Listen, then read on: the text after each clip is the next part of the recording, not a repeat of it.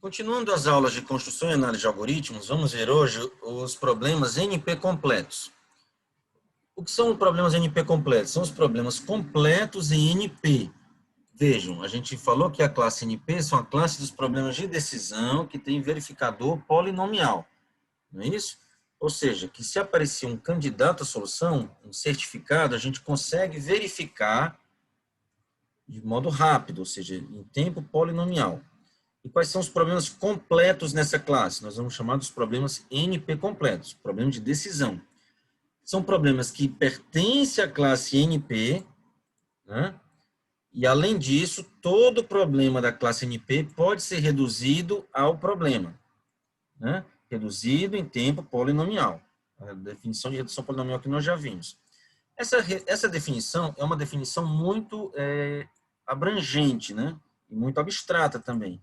Para você provar, usando essa definição, que um problema é NP completo, você tem que primeiro provar que ele está em NP. Primeiro tem que ver se o problema é de decisão, claro. Isso é fácil de ver. Depois provar que o problema é da classe NP. Isso também é fácil de provar.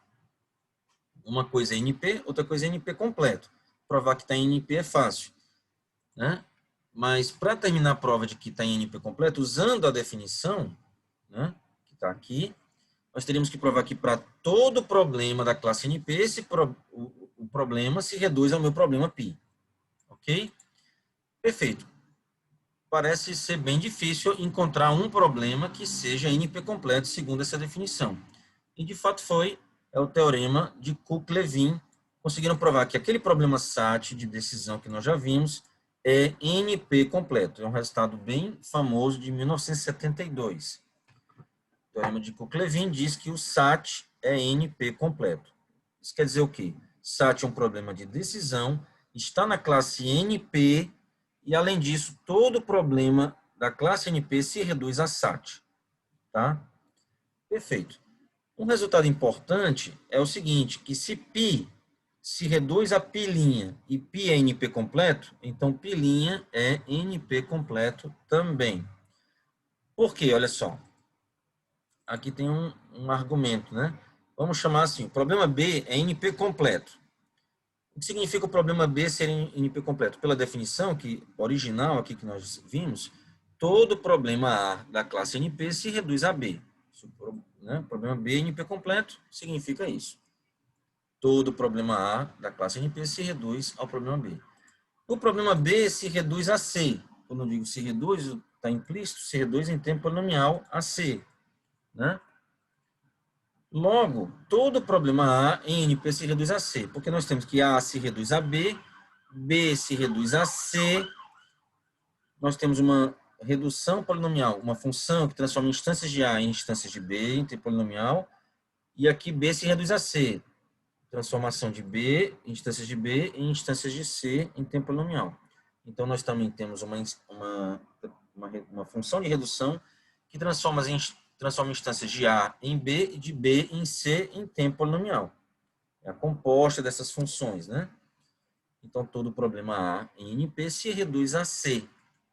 Como todo problema A em NP se reduz a C, né? Então, o problema C é NP completo, que é todo problema A da classe NP se reduz a C, C é NP completo, assumindo que C é da classe NP, claro, né? Então, usamos aqui a definição. Resumindo, para provar que um problema é NP completo, um problema π', imagina eu tenho um problema novo, π', eu quero provar que ele é NP completo. Primeira coisa, prova que ele está na classe NP. Isso é fácil. Como eu já falei, dizer quem é o certificado, dizer qual é a verificação e mostrar que essa verificação é polinomial. Isso para provar que é NP. Tem verificador polinomial. Certo? E para provar que é NP completo, tem que encontrar um problema π, já sabidamente NP completo, e provar que esse problema já sabidamente NP completo se reduz ao seu problema novo, π'. Feito isso, provamos que π' é NP completo. Tá certo? Esse é o esquema geral usado até hoje para provar que problemas novos são NP completos. Problema de decisão, claro. Tá? Perfeito. Para isso tudo funcionar, nós precisaríamos de um primeiro problema NP completo. Tá aqui. Nós precisamos de um primeiro problema NP completo para poder usar essa máquina de provar NP completude de problemas. E esse é o teorema de Cook-Levin. Tudo partiu do SAT. SAT NP completo, tá bom? Ok, então, para provar que o SAT NP completo foi uma prova bem extensa, não muito trivial, foi bem complicado. A partir do SAT sendo provado NP completo, os outros teoremas, os outros problemas de decisão da classe NP são provados NP completos usando essa máquina aqui, né?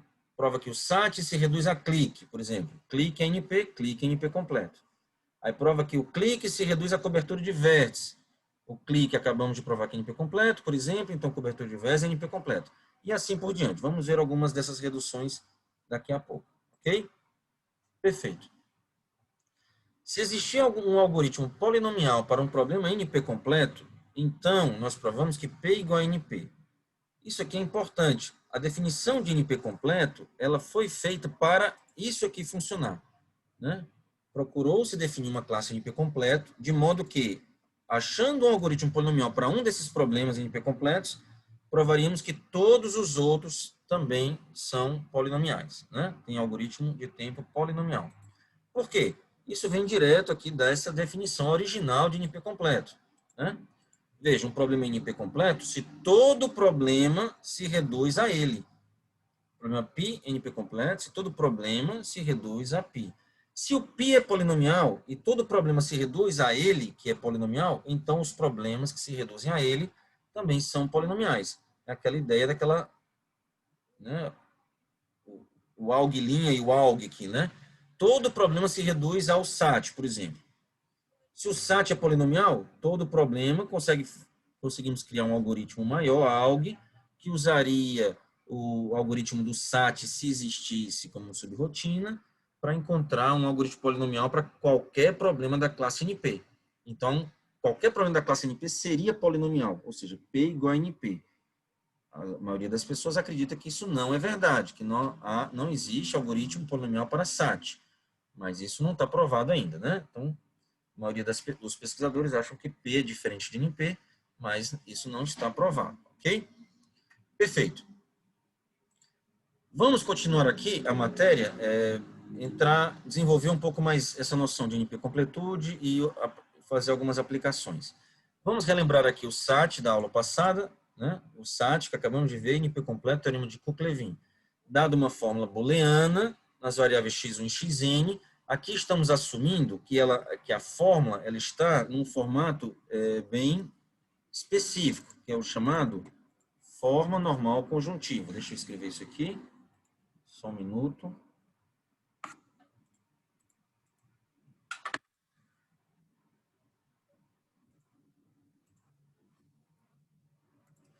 Então, forma normal conjuntiva, né? Forma normal conjuntiva. É o que eu tinha dito antes, é uma fórmula que vem no formato de cláusulas, né? As cláusulas internamente são ligadas com ou e externamente com e, operador e. Não é isso? Tá bom. Então, é conhecido que toda fórmula booleana pode ser escrita na forma normal conjuntiva, também pode ser escrita na forma normal disjuntiva, tá? Então, aqui estamos assumindo que está na forma normal conjuntiva, que é nesse formato de cláusulas. Então, para dar certo, temos que satisfazer todas as cláusulas. Cada cláusula precisa de pelo menos um literal dela verdadeiro. Ok. E o que é o problema famoso também? O 3SAT. 3 satisfatibilidade. Dado uma fórmula booleana φ nas variáveis x1 até xn, em que cada cláusula tem exatamente 3 literais. Existe uma atribuição, né, de verdadeiro ou falso às variáveis que torna a fórmula verdadeira. Qual a diferença de SAT para 3SAT? SAT, as cláusulas podem ter qualquer tamanho. 3SAT, as cláusulas têm que ter tamanho exatamente 3. Tá? Aqui é um exemplo. x1 ou não x2, e x3 ou x2 ou x4, e não x1 ou não x3 ou não x4. Veja, isso é uma cláusula, literais ligados por ou. Isso aqui é outra cláusula, literais ligados por ou. Aqui, outra cláusula, literais ligados por ou. Né? As cláusulas estão conectadas, digamos assim, com o operador e, lógico, né? And.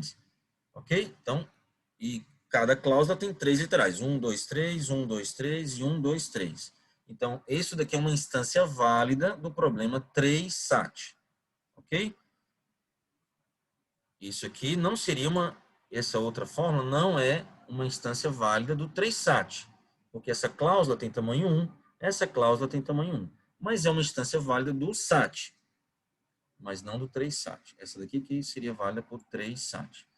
Ok, vamos provar que o problema sat se reduz a 3sat. Se a gente provar que sat se reduz a 3sat, como é fácil ver que 3sat é NP, então, como sat é NP completa, o teorema de Cook-Levin, e provando que sat se reduz a 3sat, estaríamos provando que 3sat também é NP completo. Então, vamos descrever um algoritmo polinomial T, que é aquele transformador, o tradutor, né, a função de redução, que recebe uma fórmula booleana φ de qualquer formato e devolve uma fórmula booleana φ' com exatamente 3 literais em cada cláusula, tal que, se a fórmula original, que não está restrito o tamanho das cláusulas, é satisfatível, então a fórmula construída, reduzida, transformada, traduzida, né, que tem 3 literais em cada cláusula, vai ser satisfatível. A gente vai ter que mostrar como vai ser essa construção, essa modificação.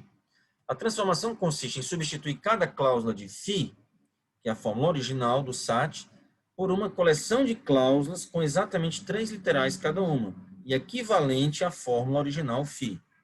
Tá? Então, seja I1, ou I2, ou até IK, uma cláusula de φ. Veja, isso aqui é uma cláusula, né? Imaginando uma cláusula qualquer. As cláusulas são ligadas por ou, esses L aqui são literais, L1, L2, até LK. Uma cláusula de φ qualquer. Quais são os problemas? É quando K, que é o tamanho da cláusula, é 1, quando é 2, quando é 4. Se K for 3, está ótimo, o tamanho 3, por 3sat está bom, né? Mas se o tamanho for 1, a gente vai ter que fazer alguma coisa. Vamos trocar a cláusula vai ser só L1, não é isso? Que é o tamanho K igual a 1. Vamos trocar a cláusula L1 por uma coleção de cláusulas, por 4 cláusulas. L1 ou Y1 ou Y2, L1 ou não Y1 ou Y2, L1 ou Y1 ou não Y2, L1 ou não Y1 ou não Y2. Onde Y1 e Y2 são variáveis novas, que vão ser acrescentadas, tá? O que tem em comum aqui? Nós trocamos uma cláusula, que é a L1, de tamanho 1, a gente está assumindo que K é igual a 1, por 4 cláusulas. Essa cláusula, essa outra cláusula, essa outra cláusula e essa outra cláusula. Né? Aqui era para estar ligado por E. Em muitos lugares as pessoas não colocam E, parecido com o vezes, né? Em booleano, né? O vezes representa o E. Ok. Então, o que é que tem em comum? Aqui temos o L1 sempre no começo, L1, L1, L1 e L1, né? E o que vem depois? Nós temos todas as combinações de Y1 e Y2. Y1 ou Y2, não Y1 ou Y2, Y1 ou não Y2, não Y1 ou não Y2. Por que isso aqui é importante? Porque é o seguinte, não importa o que a gente faça para Y1 ou Y2, a gente não vai conseguir satisfazer todas as 4 cláusulas só usando Y1 e Y2. Digamos que a gente coloque Y1 verdadeiro e Y2 verdadeiro. Isso aqui tudo vai ser falso. Então, para essa cláusula ser verdadeira, o L1 tem que ser verdadeiro. Então, não depende do valor de Y e Y2. Tá? Ou seja, a gente precisa ter o L1 verdadeiro de qualquer modo, que é a nossa obrigação aqui, L1 tem que ser verdadeiro. Perfeito. Caso K igual a 2. Caso K igual a 2, é quando a cláusula tem tamanho 2, só 2 literais. L1 não é uma variável, pode ser uma variável ou complemento de variável, né? Então, L1 ou L2 são literais. Perfeito. Como é que a gente faz? A gente está com tamanho 2, a gente quer tamanho 3, para ser 3sat. A gente precisa de 3sat. Então, a gente vai fazer algo semelhante, só que agora a gente precisa só de uma variável extra, que vai ser a variável y. L1 ou L2 ou y, L1 ou L2 ou não y. Se o y for verdadeiro, por exemplo, então, mesmo assim, L1 e L2 tem que ser verdadeiro aqui, porque não y vai ser falso. Se o y for falso, o y aqui é falso, L1 ou L2 tem que ser verdadeiro de qualquer modo. É o que a gente quer, então é equivalente. Né? Então, não depende do valor de y. Y é uma variável nova que está sendo acrescentada. Se K igual a 3, né? A cláusula já tem tamanho 3, não precisa fazer nada. Mantém L1, L2, ou L2 ou L3. Não precisa mexer na cláusula.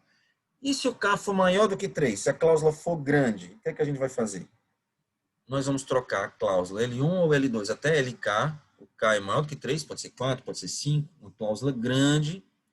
Vamos ter que trocar por várias cláusulas. Como vão ser essas cláusulas? Vamos entender.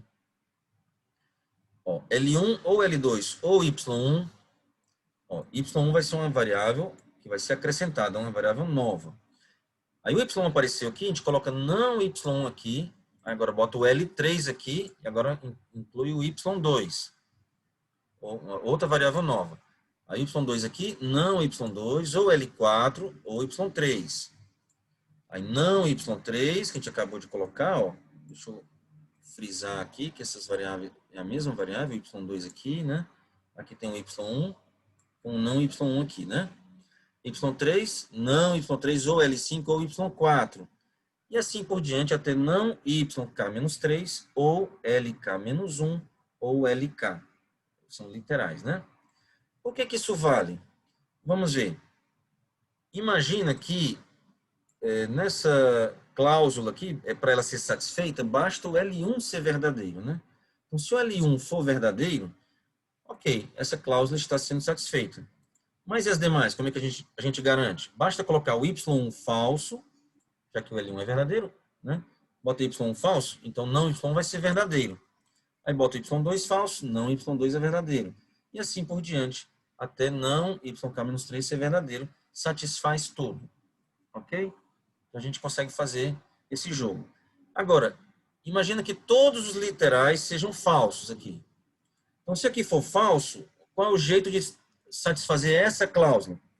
O L1 é falso, o L2 é falso, o único jeito é Y1 ser verdadeiro. Se o Y1 é verdadeiro, isso aqui vai ser falso, né? E o L3 já estou assumindo que é falso. O único jeito de ser verdadeiro, Y2 verdadeiro. Então, não Y2 tem que ser, vai ser falso. Então, o L4 eu já sei que é falso.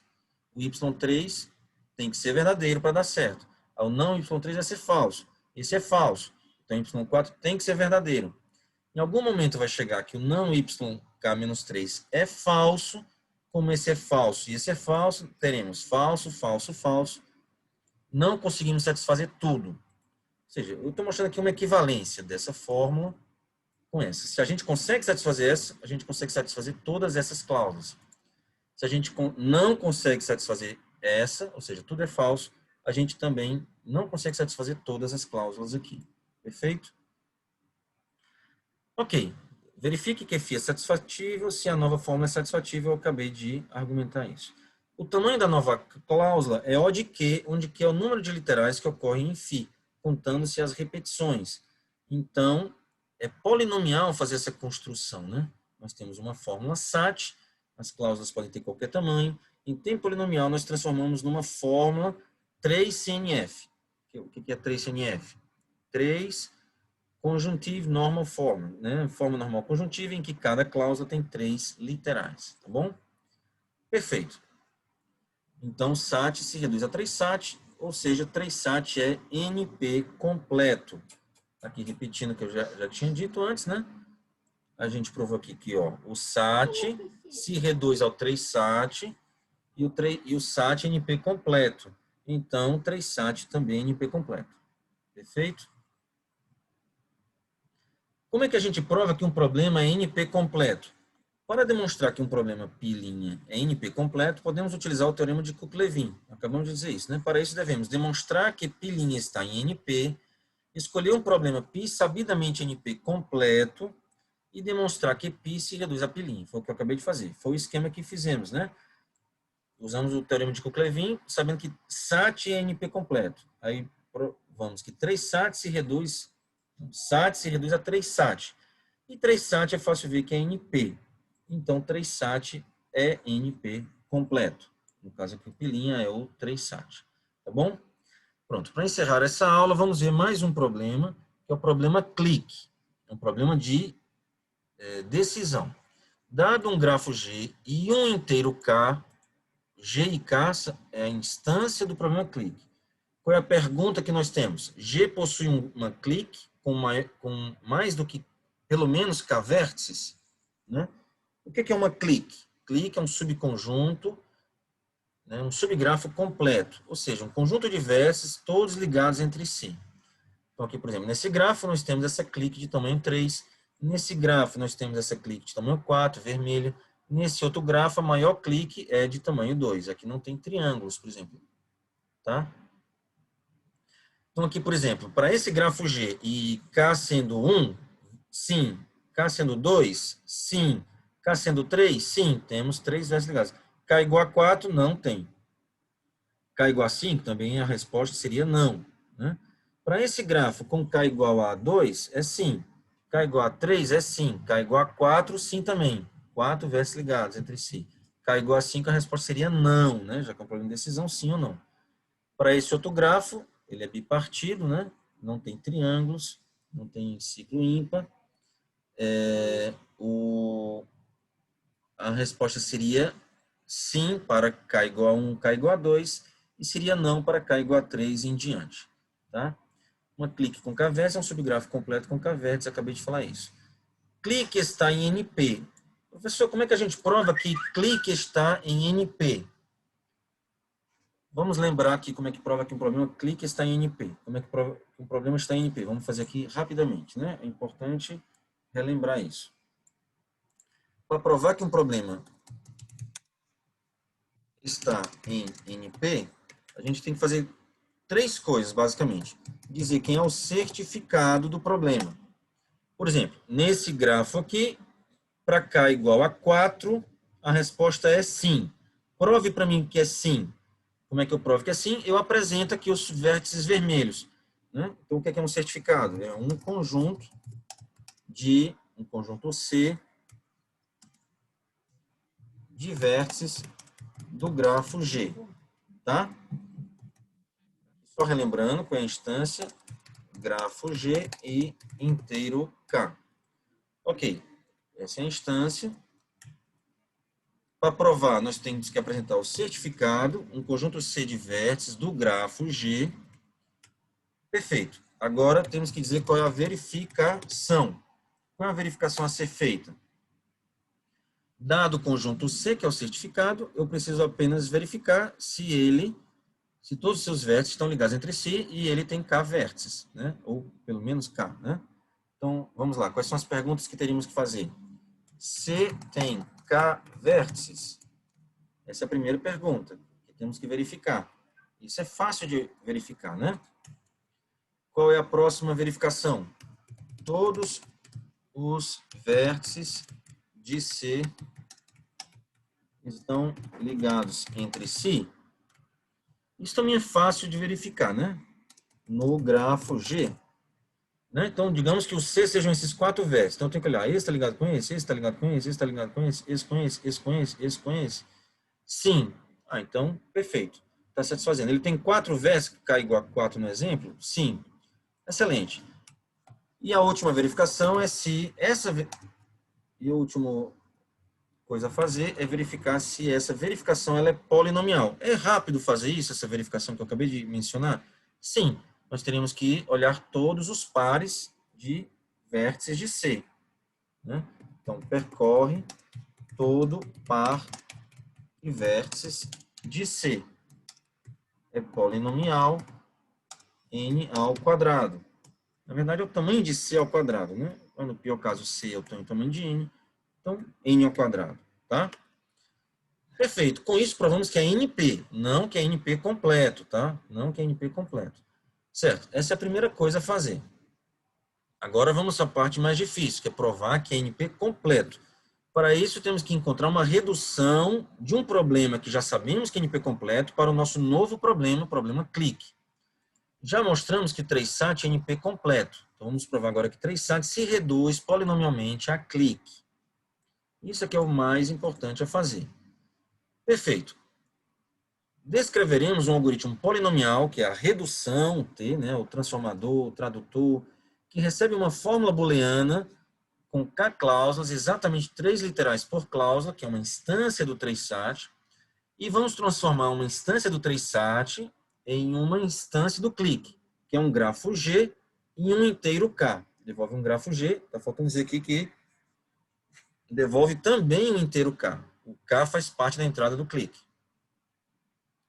Tais que acontece o seguinte, se a fórmula da 3SAT é satisfatível, ou seja, existe uma atribuição de valores VOF às variáveis que satisfaz a fórmula original, então o grafo construído por essa transformação T, o grafo da redução obtido, ele possui uma clique de tamanho K, que é esse K construído também. O K vai ser obtido da redução T. Tá? Para cada cláusula, o grafo G transformado, construído que vamos ter, terá 3 vértices, um correspondente a cada literal da cláusula. Logo, o G tem 3K vértices, ou seja, para cada literal de cada cláusula, nós teremos um vértice. Então, como nós temos, perdão, o K aqui vai ser o número de cláusulas, tá? Então, já a primeira observação é que K, né, é o número de cláusulas. Perfeito. Então, recebe uma fórmula booleana. Então, quem é o K do clique? Vai ser o número de cláusulas. Isso é uma coisa importante. Perfeito. Então, para cada literal de cada cláusula, teremos um vértice no grafo construído, clique. Então, serão 3K vértices. Ok, teremos uma aresta ligando o vértice U e V. Vamos ligar tudo, exceto em 2 casos, né? Então, perdão. Teremos uma aresta ligando o vértice U e V se U e V são vértices que correspondem a literais em diferentes cláusulas. Então, se nós temos vértices desse grafo construído em cláusulas diferentes, nós ligamos. E também não pode ser literais que são opostos, tá? Então, vamos ver aqui um exemplo, é a melhor coisa a fazer. Por exemplo, imagina que a fórmula dada seja x1 ou não x2 ou não x3 e não x1 ou x2 ou x3 e x1 ou x2 ou x3. Aqui está vermelho, aqui a cláusula azul, aqui a cláusula verde. Como é que vai ser o grafo construído? Então, teremos aqui um vértice x1, um vértice menos x2, um vértice menos x3, um vértice menos x1, um vértice x2, um vértice x3, um vértice x1, um vértice x2, um vértice x3. Aqui x1 é variável, literal. Aqui x1 é um vértice. Mas é a mesma letra, x1. Mas aqui nesse problema é variável ou literal. Aqui no caso, não x2, né? É literal. Mas aqui x1 representa um vértice. Tá? Aqui estão representados a primeira cláusula, aqui a segunda cláusula em azul e aqui a terceira cláusula em verde. Não ligamos vértices de uma mesma cláusula. E também não ligamos vértices de literais complementares. Por exemplo, x2 e não x2. Não tem a ligação aresta entre os dois. Aqui, x3 e não x3. Não tem a ligação entre os dois. x1 e não x1. Não tem a ligação entre os dois. Tirando isso, a gente liga tudo. Né? Perfeito. Quem seria aqui... Então, agora vamos lá. O que é que nós queremos fazer no problema SAT? Encontrar uma atribuição de VOF. Vamos ver aqui o que seria uma atribuição de VOF. Seria, por exemplo, x2 falso, né? x2 falso, tá bom. x1 falso, tá bom também. E x3 verdadeiro. Se a gente conseguir fazer isso, né? Essa atribuição quer dizer satisfaz a fórmula, né? x1 falso satisfaz aqui, x2 falso satisfaz aqui, x3 verdadeiro satisfaz a terceira fórmula, a terceira cláusula, quer dizer. Então tá aqui, x1 falso, né? Quer dizer, x1 falso quer dizer o quê? Que o não x1 é verdadeiro. Então, vamos pegar o não x1. Quem vai ser verdadeiro aqui é o não x1, já que o x1 é falso. x2 falso, quem vai ser verdadeiro aqui? Um exemplo é o x2. O não x2, quer dizer. Então, tá aqui ele. Por isso que eu botei aqui em amarelo, né? E o x3 verdadeiro, quem é que vai ser verdadeiro aqui nessa cláusula? O próprio x3. Então, veja que aqui nós teríamos um triângulo de tamanho 3. E 3 é o número de cláusulas. 1, 2, 3. Aqui um triângulo. Ó. Todo mundo ligado entre si, esses 3. Tá bom? Ou seja, se a gente consegue satisfazer todas as cláusulas, um literal satisfeito de cada cláusula vai formar uma clique de tamanho K, onde K é um número de cláusulas. Ok? Como é que a gente argumenta isso de um jeito mais formal, né? Então, vamos lá. Eu já disse como é a construção, a redução, né? Tá bem clara. Nós pegamos uma fórmula no formato 3CNF, o que quer dizer isso? Cada cláusula tem exatamente 3 literais, e nós construímos esse grafo. Para cada literal de cada cláusula, nós criamos um vértice e ligamos todo mundo, exceto em 2 casos, né? Variáveis referentes à mesma cláusula e variáveis representando literais complementares. O resto a gente liga tudo. Falta provar que sim do SAT implica sim no clique e que o não do SAT implica o não do clique.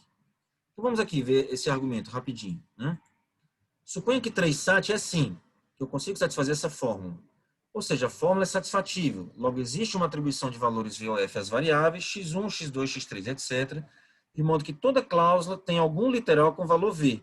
Nesse exemplo, eu falei que era o x1 falso, x2 falso e x3 verdadeiro. Observe que pela construção, o grafo G da redução terá uma clique de tamanho K, que é o número de cláusulas, um vértice para cada cláusula relativo a um literal V de cada cláusula. Por quê? Como cada cláusula tem que ter alguém verdadeiro, se eu pegar aquele vértice referente a ele no grafo, nós obteremos uma clique. Por quê? Porque estarão em cláusulas, em grupos diferentes, né, que são as cláusulas diferentes, e não podem representar literais complementares, já que vem de uma atribuição válida de valores VOF. Ok? Ou seja, uma atribuição válida, que satisfaz a fórmula, nos deu uma clique. Vamos mostrar agora que não implica não. Provar que não do SAT implica não do clique é a mesma coisa que provar que o sim da clique, do grafo construído, é sim no problema SAT. Então, é o sim de lá implica o sim daqui. Vamos lá. Suponha que clique é sim. Lá é sim. Ou seja, o grafo construído não é um grafo qualquer, é o grafo obtido da fórmula, o grafo G, tem uma clique de tamanho K, onde o K também é o K construído. No caso, K é o número de cláusulas lá da fórmula original. Pela construção, cada vértice dessa clique deve estar associado a um literal de cada cláusula, e que não pode ser oposto de outro associado a clique. Então, por exemplo, vamos lá. Se a gente tem aqui uma clique, então nós começamos antes aqui de uma atribuição válida, né, que satisfaz a fórmula. Agora vamos começar do contrário. Começamos aqui da clique. Temos aqui uma clique no grafo construído. Então, se eu colocar verdadeiro para esse literal, ou seja, x1 falso, verdadeiro para esse literal, ou seja, x2 falso, e verdadeiro para esse literal, ou seja, x3 verdadeiro, ao fazer isso, com essa atribuição, nós satisfazemos toda a fórmula, todas as cláusulas, né? Portanto, atribuindo o valor verdadeiro a cada literal da clique, teremos uma atribuição de VOF às variáveis que satisfaz toda a cláusula, todas as cláusulas. Ou seja, 3SAT é sim aqui. Com isso, a gente provou que sim do SAT é sim do clique é sim do SAT. Lembrando que a fórmula é a original dada no SAT e o grafo G e o inteiro K são os construídos a partir da fórmula, né? Então, sim daqui é sim de lá e sim de lá é sim daqui. Está provado. Perfeito? Ok, vamos parar aqui. Próxima aula vamos ver o problema de cobertura de vértices. É isso.